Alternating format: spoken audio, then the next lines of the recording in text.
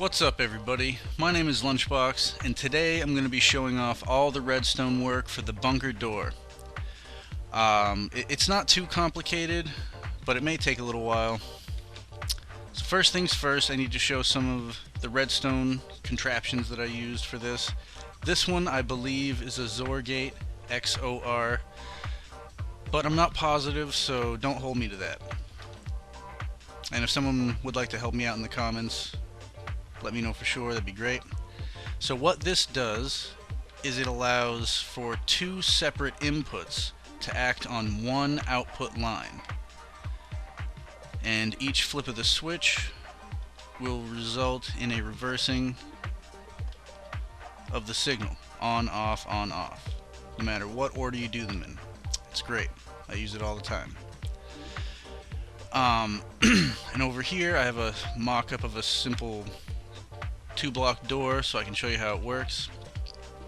You get the output to go to this block, which will open and close the doors. And then you have a signal going into each one of these blocks.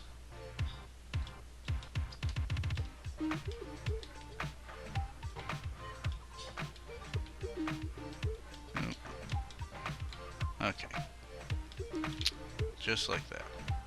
So now, no matter what lever you use, it will open or close the doors.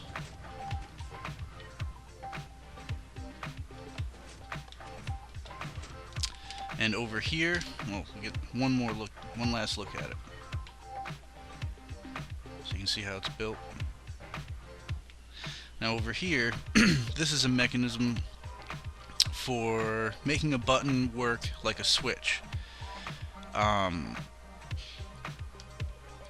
So if this was your output right here, it would be push it for on, push it again for off. It also works as a 2-channel selector, channel A, channel B, etc. And I used this mechanism for the tripwire at the bottom of the stairs.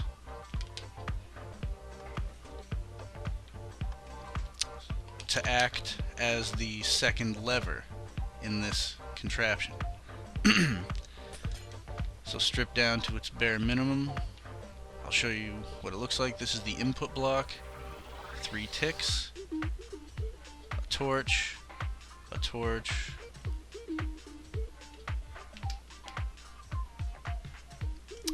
so on and so forth. Alright, that's good. So coming over here, we've got the main section with the pistons. This is sort of like one unit. It's separate from everything else. It has one input here. You could have all of the pistons timed to open at the same time, but I personally like the zipper effect. I think it looks cool. So here is that Zorgate that I told you about. What I did is, instead of putting my output line on the same level a block ahead, I dropped it down. I'll show you how. I dropped it down here. The only thing is you'll need blocks to separate the signal, just so I could save a little space, and it works exactly the same. No change. So onward. You have the first input going down to the left side. The second input goes down to here. It's triggered by this, which goes down to the other mechanism, which I showed you, and the tripwire. So you activate the tripwire, it moves the block, so on and so forth.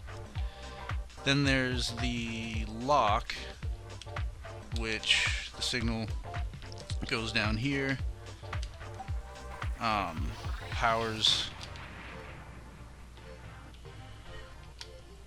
this block, turning this signal off or on. If it's engaged, it will turn on this torch, powering this and sealing the door.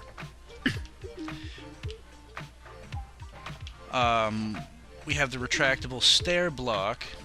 There's no big secret to this. There's one trick, and that is these pistons have to be at the same exact timing as the last piston for the door. Now I'll show you how this works. We'll call this on full delay 4 ticks, right? So that's 4 plus 1 is 5, and that's directly to the output over here. Call this 1.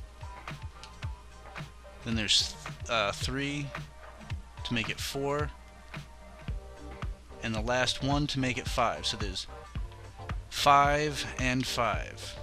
As long as there is the same amount of ticks for this piston and that piston.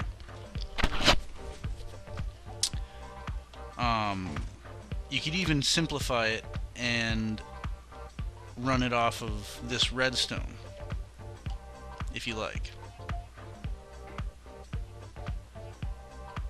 I also have it set so if you want, you can move the you can do away with the tripwire down here, close the door from up here, provided that it's not already activated, the signal, I mean, and the lock will also work from here, preventing you from opening or closing the door. That is, if you would prefer the switch and prefer the option to open and close the door sooner.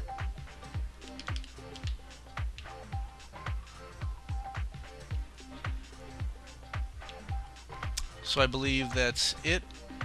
It's a pretty simple design. Could even be tightened up a little more, but that's that. One last look at the redstone contraptions so you can build your own. So I hope that was useful. Hope you enjoyed the video. Thanks for watching. My name is Lunchbox, and stay tuned because I'm not done yet.